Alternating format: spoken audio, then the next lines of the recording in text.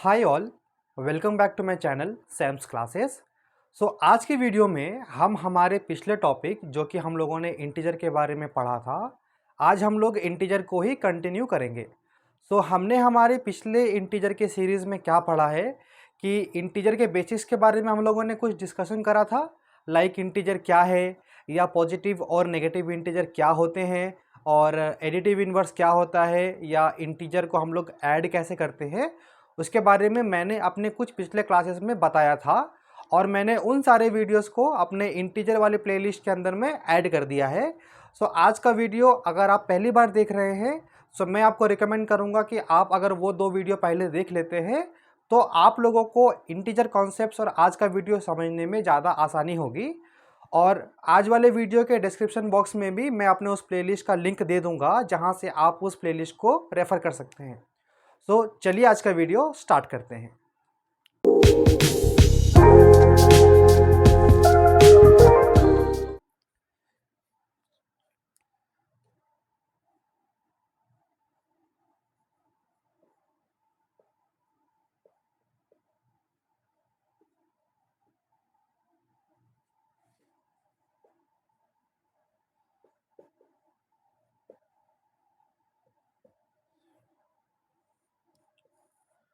आज के वीडियो का हमारा टॉपिक है मल्टीप्लिकेशन ऑफ इंटीजर।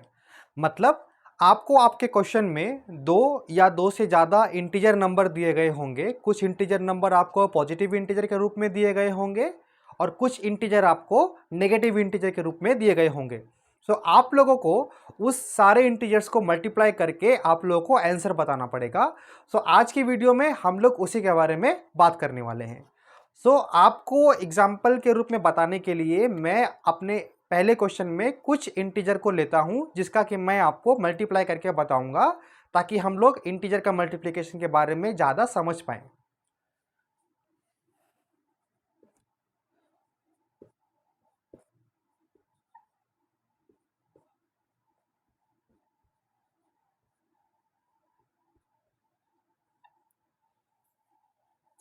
तो मैं आपको मल्टीप्लिकेशन बताने के लिए ये एक एग्जाम्पल को ले रहा हूं।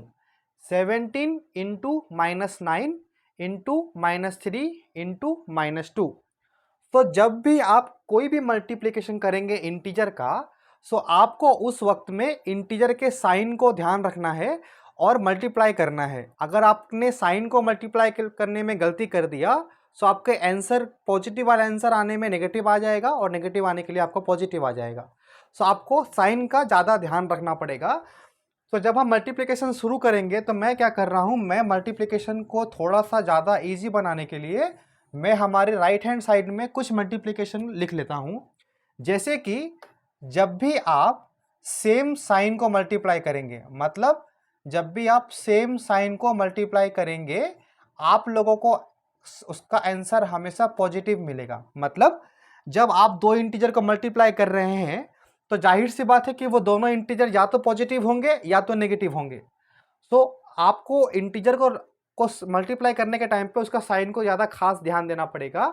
जब भी आप दो सेम साइन को मल्टीप्लाई करेंगे, यहाँ पे देखिए ये वाला भी साइन मेरा नेगेटिव है और ये वाला साइन भी मेरा नेगेटिव है और ये वाला साइन पॉजिटिव है, ये वाला साइन भी मेरा पॉजिटिव है। जब भी आप सेम साइन को मल्टीप्लाई करेंगे आपको हमेशा आंसर मिलेगा पॉजिटिव। ठीक है, आप ध्यान रख सकते हैं सेम साइन मल्टीप्लाई करने से आपको पॉजिटिव मिलेगा और वहीं अगर आप किसी भी एक पॉजिटिव को नेगेटिव से मल्टीप्लाई करें या एक नेगेटिव को पॉजिटिव से मल्टीप्लाई करेंगे आपको आंसर हमेशा नेगेटिव ही मिलेगा। इसका मतलब है कि अगर आप अपोजिट साइन मल्टीप्लाई करेंगे प्लस इंटू माइनस या माइनस इंटू प्लस, जब भी आप अपोजिट साइन मल्टीप्लाई करेंगे तो आपको नेगेटिव मिलेगा, आंसर में आपका नेगेटिव आएगा। और जब भी आप सेम साइन मल्टीप्लाई करेंगे प्लस प्लस या माइनस माइनस तो हमेशा आपको आंसर में पॉजिटिव साइन मिलेगा। ठीक है, इस चीज को आपको ध्यान रखना है। आप ऐसे ध्यान रख सकते हैं, मैं यहां पे लिख देता हूं आपके लिए, सेम साइन मतलब है कि वो पॉजिटिव होगा। ठीक है, और ऑपोजिट साइन ऑपोजिट साइन मतलब वो क्या होगा, मतलब वो नेगेटिव होगा। बस आपको ये ध्यान रखना है, ठीक है। अब मैं इन चीजों को याद रखते हुए, ध्यान रखते हुए मैं अपना मल्टीप्लिकेशन क्वेश्चन को सॉल्व करता हूं। आप देखिए ये जो 17 है, ये 17 का साइन कुछ नहीं लिखा है। जब भी 17 का साइन कुछ नहीं लिखा है मतलब हम वहाँ पे कौन सा साइन पकड़ेंगे, हम वहाँ पे पकड़ेंगे ये 17, मतलब है कि वो पॉजिटिव 17 है, +17 है वो, ठीक है। उसके बाद में मेरे पास में ये 3 नंबर है, ये -9, ये -3 और ये -2। इसका मतलब मेरे पास 3 नेगेटिव नंबर हैं, मेरे पास एक ही पॉजिटिव नंबर है। मल्टीप्लिकेशन करने के पहले सबसे पहले आपको क्या करना है, सबसे पहले आपको ये पता लगाना है कि मेरे पास इक्वेशन में total number of negative sign कितना है। Total number of negative sign कितना है, इस एग्जांपल में total number of negative sign कितना है हमारे पास में, 3 है। एक ये है, एक ये है, एक ये है, 3 नेगेटिव साइन है। जब भी आपका नेगेटिव साइन का काउंट, मैं क्या बोल रहा हूं वो ध्यान से सुनिएगा, जब भी आपका नेगेटिव नंबर का काउंट अगर 2 से डिवीजन हो तो आपका आंसर हमेशा पॉजिटिव आएगा। आपके पास जितने भी नंबर दिए गए होंगे मल्टीप्लाई करने के लिए, 4, 5, 6, 7, 2, 3, जितने भी दिए गए होंगे, सबसे पहले आपको यह पता लगाना है कि आपके पास total number of negative number कितना है। Total number of negative number कितना, ये कैसे पता लगाएंगे, जिस भी नंबर के सामने माइनस होगा वो नंबर नेगेटिव नंबर होगा। इस केस में हमारे पास 3 नेगेटिव नंबर हैं, 1, 2, 3, -9, -3, -2। जब भी आपके पास में, मतलब मैं आपको ये इसलिए बता रहा हूं क्योंकि आंसर निकालने के टाइम पे 90% बच्चों का आंसर नेगेटिव आ जाता है पॉजिटिव आने की जगह पे, और पॉजिटिव आ जाता है नेगेटिव आने की जगह पे, ऑलवेज, ठीक है। इसलिए मैं आपको ये एक फॉर्मूला बता रहा हूं, एक वे बता रहा हूं ध्यान रखने के लिए। अगर आपके पास में कुछ और वे हो, कुछ और आपके पास में सॉल्यूशन हो, या कुछ और फॉर्मूला जो कि आप अपने स्कूल में या अपने प्रॉब्लम सॉल्व करने के लिए फॉलो करते हैं, तो आप मुझे कमेंट में ज़रूर बताइएगा, ताकि मुझे भी आपके फॉर्मूले या आपका वे को जानने का मौका मिले, ठीक है। तो टोटल हमारे पास में 3 नेगेटिव नंबर हैं। मैंने आपको क्या बोला, जब भी आपका नेगेटिव साइन का काउंट अगर 2 से डिवीजन जाता हो तो आपका आंसर में पॉजिटिव आएगा। आप आंख बंद करके पॉजिटिव लिख सकते हैं आंसर में। और अगर आपका नेगेटिव नंबर का काउंट 2 से डिवाइड नहीं जाता है तो आपका आंसर हमेशा माइनस आना चाहिए। आपको बस ये चीज़ का ध्यान रखना है, ठीक है। एग्जाम्पल बताता हूँ मैं आपको। इस वाले एग्जाम्पल में हमारे पास में 3 नेगेटिव नंबर है, तो हमारे पास टोटल नेगेटिव नंबर है 3। तो क्या 3 2 से डिवीजन जाता है, नहीं जाता है। जब 3 2 से डिवीजन नहीं जाता है, इसका मतलब है आंसर में हमेशा नेगेटिव आएगा, हमेशा। और मान लीजिए 17 भी अगर मेरा माइनस होता, फॉर एग्जाम्पल मैं बता रहा हूं, अगर मेरा 17 भी अगर माइनस होता, तो अब देखिए हमारे पास एग्जाम्पल में 4 नंबर हैं और चारों के चारों नंबर हमारे नेगेटिव नंबर हैं। इसका मतलब है टोटल नेगेटिव नंबर का काउंट कितना है अभी मेरे पास में, टोटल नेगेटिव नंबर का काउंट है अभी मेरे पास में 4। क्या 4 डिवीजन बाई 2 है, यस 4 डिवीजन बाई हमारा 2 है। जब भी आपका नंबर ऑफ टोटल माइनस का नंबर अगर 2 से डिवीजन जाता है तो आपका आंसर हमेशा पॉजिटिव आएगा, हमेशा। आप डायरेक्ट पॉजिटिव लिख सकते हैं। बस ये आपको मैं बता रहा हूं आपको ध्यान रखने के लिए। अगर आपके पास कुछ और वे होगा तो whatever is better for you, you can go ahead with that. I'm just trying to let you know that this is how you can simplify your answer, and then the chances of making the mistake or getting the wrong answer is less if you will follow this process, okay. First what you have to do is, first you have to find out how many total numbers are there in the problem that is a negative number for me.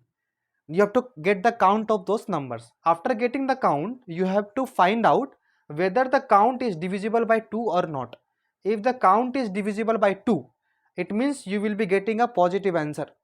If the count is not divisible by 2, then you will be going to get a negative answer. That's it. That is the only thing you have to keep in mind. Now मैं अब हमारे पिछले वाले example में वापस जाता हूं जहां पे मैंने हमारा 17 लिया था। इस केस में हमारे पास 3 नेगेटिव नंबर हैं। जब भी 3 नेगेटिव नंबर है इसका मतलब हमारे पास टोटल नंबर का काउंट है 3। 3 2 से डिवीजन जाता है क्या, 3 2 से डिवीजन नहीं जाता।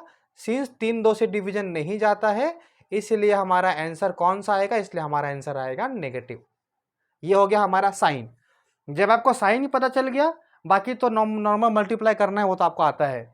यहाँ पे आप 19 7 को मल्टीप्लाई कर सकते हैं, 3 6 133 133 इंटू 6 करेंगे 18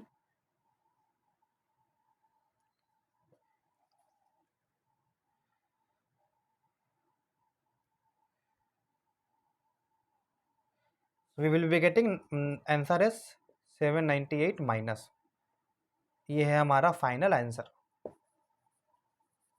ठीक है, आप एक बार इस क्वेश्चन को सही से देख लीजिए।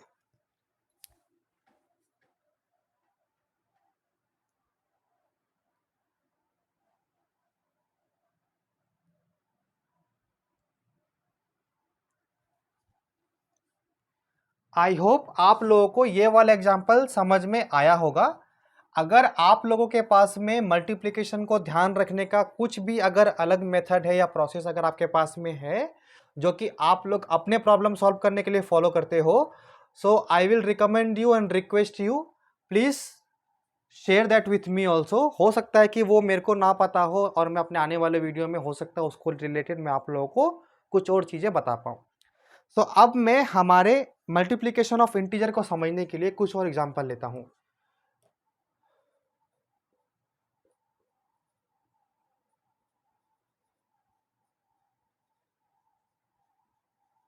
ठीक है, मैंने यहां पे कुछ नंबर ले लिया है, कुछ नंबर नेगेटिव है, कुछ नंबर पॉजिटिव है। ठीक है, आपको इसको क्या करना है, आपको इसको मल्टीप्लिकेशन को यूज करके आपको इसका आंसर बताना है।